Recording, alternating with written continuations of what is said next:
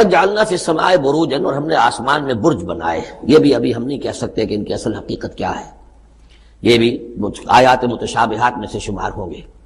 وَزَيَّنَّاهَا لِلنَّاظِرِينَ، اور ہم نے اسے مزین کر دیا ہے آسمان کو اور برجوں کو دیکھنے والوں کے لیے. جو بھی ستارے نظر آتے ہیں، کیا رنگا رنگ نقشہ آسمان پر نظر آتا ہے.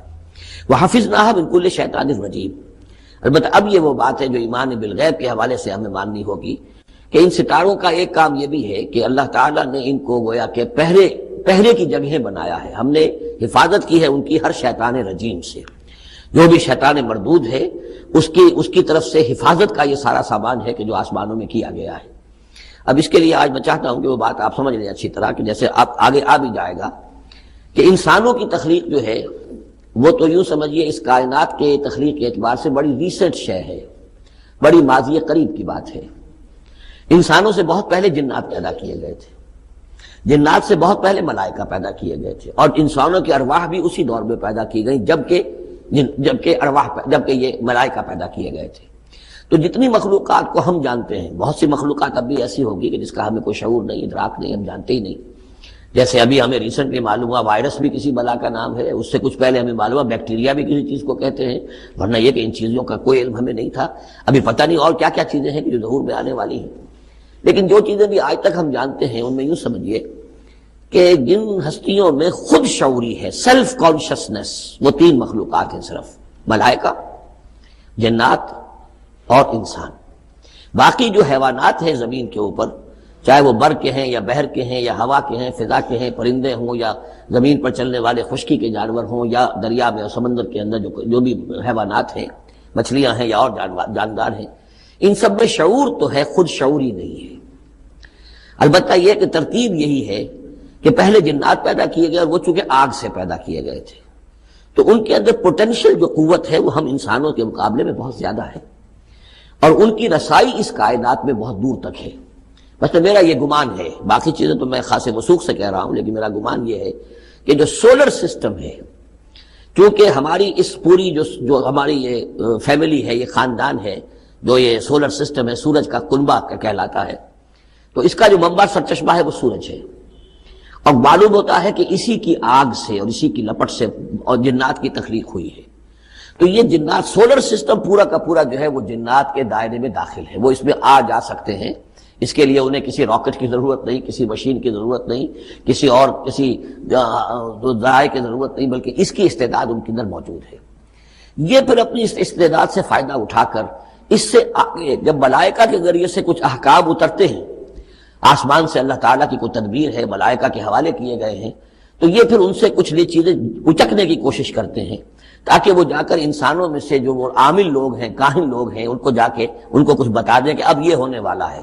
اس لیے کہ ملائے اعلیٰ میں فیصلہ ہو گیا، اللہ تعالیٰ کے ہاں ایک چیز کی تدبیر جو ہے وہ طے ہو گئی، اب اللہ تعالیٰ نے فرشتوں کے حوالے کیا ایگزیکیوشن کے لیے.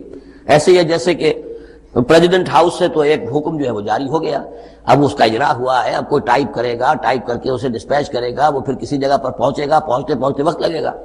اگر وہ جو ٹائپسٹ ہے جس نے ٹائپ کیا ہے وہ ٹیلی فون کرتے کہ صاحب اب یہ حکم آنے والا ہے، وہ تو آ جائے گا، تو ظاہر بات ہے وہ حکم تو پہنچ گیا اس کو، اور اس کے حوالے سے وہ جس شخص کو اس نے یہ خبر دے دی ہے وہ اپنی دکان چمکا سکتا ہے کہ دیکھیے مجھے پہلے سے معلوم تھا کہ یہ حکم آنے والا ہے. تو اس کائناتی حکومت کے اندر یہ سلسلہ ہے جس کے لیے کہ پھر اللہ تعالیٰ نے اس سولر سسٹم سے آگے کی جو بھی یونیورس ہے اس میں، یہ میرا گمان ہے جو میں عرض کر رہا ہوں اللہ عالم، اس میں جنات کو آگے بڑھنے سے روکنے کے لیے ان ستاروں کے اندر وہ میزائلز نصب کر رکھے ہیں کہ جب بھی کوئی جنات میں سے ادھر آگے ٹریس پاس کرنے کی کوشش کرتا ہے تو اس پر وہ میزائل پھینکا جاتا ہے، جس کو ہم شہاب ثاقب کہتے ہیں. یہ ہے پورا نظام کہ جو یہاں ہمارے سامنے آ رہا ہے. تو اس کی یہ حقیقت بہت حد تک تو یوں سمجھیے کہ ایمان بالغیب، کل من عند ربنا، ہمارے رب کی طرف سے ہے، ہم اس پر ایمان رکھتے ہیں. لیکن اب کسی نہ کسی حد تک یہ چیزیں جو ہے، جو بھی ہماری سائنٹیفک اب جو ارتقاء ہو رہا ہے، ترقی ہو رہی ہے، اس کے ساتھ کسی نہ کسی درجے میں کوریبوریشن ہو جاتی ہے. وَحَفِظْنَاهَا مِن كُلِّ شَيْطَانٍ رَجِيمٍ، اور ہم نے حفاظت کر لی ہے ان آسمانوں کی ان شیاطین سے کہ جو مردود ہیں. إِلَّا مَنِ اسْتَرَقَ السَّمْعَ، سوائے اس کے کہ جو کوئی چرا کے لے بھاگا. مطلب یہ کہ فرشتہ نازل ہو رہا ہے اور فرشتے کے ساتھ احکام بھی ہیں، کیونکہ یہ وہ نوری ہے، یہ ناری ہے، نور اور نار کے درمیان فاصلہ بہت تھوڑا ہے، بہت قرب ہے، لہذا اس کی بدولت اسی وجہ سے یہ جن تھا جو تھا عزازیل، لیکن فرشتوں کے ساتھ اس کا اٹھنا بیٹھنا تھا، انہی میں شامل تھا، اسی لیے ان کی جو آپس میں جو ان کا قرب ہے اس کی وجہ سے فرشتوں سے کوئی اچک لیتے ہیں۔ الا من استرق السمع، اگر کسی نے کوئی چیز سن لی اور سن کر وہ بھاگا، فاتبعہ شہاب مبین، تو اس کا پیچھا کرتا ہے ایک انگارہ چمکتا ہوا۔ یہ مثائلز ہیں کہ جو اللہ تعالیٰ نے نصب کیے ہوئے ہیں۔ والارض مددناہا، اور زمین کو ہم نے پھیلا دیا جیسے بستر پھیلایا جاتا ہے، والقینا فیہا رواسیہ، اور اس میں ہم نے لنگر ڈال دیے۔ یہ پہاڑ جو ہے قرآن مجید بار بار کہتا ہے کہ زمین کا جو سٹیبلائزنگ ایفیکٹ ہے ان پہاڑوں کا زمین کی حرکت کے دوران۔ فَأَنبَتْنَا فِيهَا مِن كُلِّ شَيْءٍ مَوْزُونٍ، اور اس میں ہم نے اگا دی ہر شے جو کہ بہت ہی اندازے سے ہے، یعنی یہ کہ جو بھی کوئی ایک شے بھی اگر ایک حد سے آگے بڑھ جائے تو وہ باقی ساری چیزوں کو ختم کر دے گی۔ بعض ایسی مچھلیاں ہیں کہ اگر ان کی جو ریپروڈکٹیو صلاحیت ہے، جتنے ان کے انڈے ہوتے ہیں وہ سب انڈے جو ہیں وہ مچھلیاں بن جائیں تو چند ہی سال کے اندر یہ زمین جو ہے اس سے کئی گنا حجم جو ہے وہ ایک مچھلی کی اولاد سے اور ایک مچھلی کی نسل سے وجود میں آ جائے گا۔ تو ایک کنٹرول کیا ہوا اللہ نے ہر شے کے اوپر، تمام چیزیں جو ہے وہ ایک اندازے کے مطابق، ایک وزن کے ساتھ، ایک اندازے کے ساتھ اس دنیا میں چل رہی ہے۔ بالکل شیء موزون، ہر چیز جو ہے وہ ایک اندازے اور وزن کے مطابق ہے۔ اقبال نے کہا ہے نیس پیغمبر ولیکن در بغل دارت کتاب تھی اس کے پاس۔ جیسے کہ آپ کو معلوم ہے کہ محمد عربی صلی اللہ علیہ وسلم کا انقلاب اگر اسے ٹریس کریں گے تو وہ قرآن کے ذریعے سے وجود میں آیا، اتر کر ہرا سے سوئے قوم آیا اور ایک نسخہ کیمیا ساتھ لایا۔ بہرحال اگرچہ قرآن کا تقابل کرنا داس کیپیٹال سے یا داس کیپیٹال کا تقابل کرنا قرآن سے یہ تو میرے نزدیک نامناسب ہے، لیکن یہ کہ آپ اس اعتبار سے ضرور نوٹ کیجئے کہ واقعتاً ایک کتاب ہے جس نے یہ عظیم انقلاب بولشوک ریولوشن برپا کیا، لیکن مارکس ہوں یا اینجل صاحب ہوں، دونوں رائٹرز تھے، بس مفکر تھے۔ انہوں نے اپنی کتاب لکھی جرمنی اور لندن میں بیٹھ کر، اور جرمنی اور لندن میں اس انقلاب کا کہیں وجود ہی نہیں واقع ہوا۔ وہ خود اپنی سرکردگی میں، اپنی قیادت میں کسی ایک گاؤں میں بھی انقلاب برپا نہیں کر سکے۔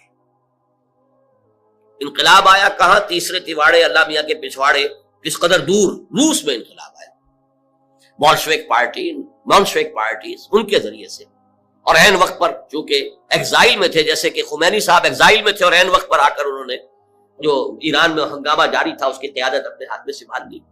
اسی طرح عین وقت پر لینن آیا ہے اور اس نے آ کر قبضہ کیا ہے، ہائی جیک کیا ہے قیادت کو اور انقلاب برپا کر دیا۔ اس تناظر میں دیکھیے محمد عربی صلی اللہ علیہ وسلم ایک فرد واحد کی حیثیت سے اپنی دعوت کا آغاز کرتے ہیں، وہی فکر دینے والے، وہی دعوت دینے والے، وہی ہیں جو سٹریٹ پریچنگ کر رہے ہیں، مکے کی گلیوں میں گھوم رہے ہیں، یا ایھا الناس قولوا لا الہ الا اللہ تفلحون، سٹریٹ پریچنگ گلیوں میں، جیسے حضرت عیسیٰ علیہ السلام سٹریٹ پریچنگ کرتے تھے۔ وہی ہیں جو کبھی اپنے رشتہ داروں کو جمع کر رہے ہیں اور ان کے سامنے دعوت پیش کر رہے ہیں کھانا کھلا کر، کبھی کوہ صفا پر کھڑے ہو گئے ہیں، بلند آواز سے آپ نے کہا وا صباحا اور لوگوں کو جمع کیا اور اپنی دعوت پیش کی۔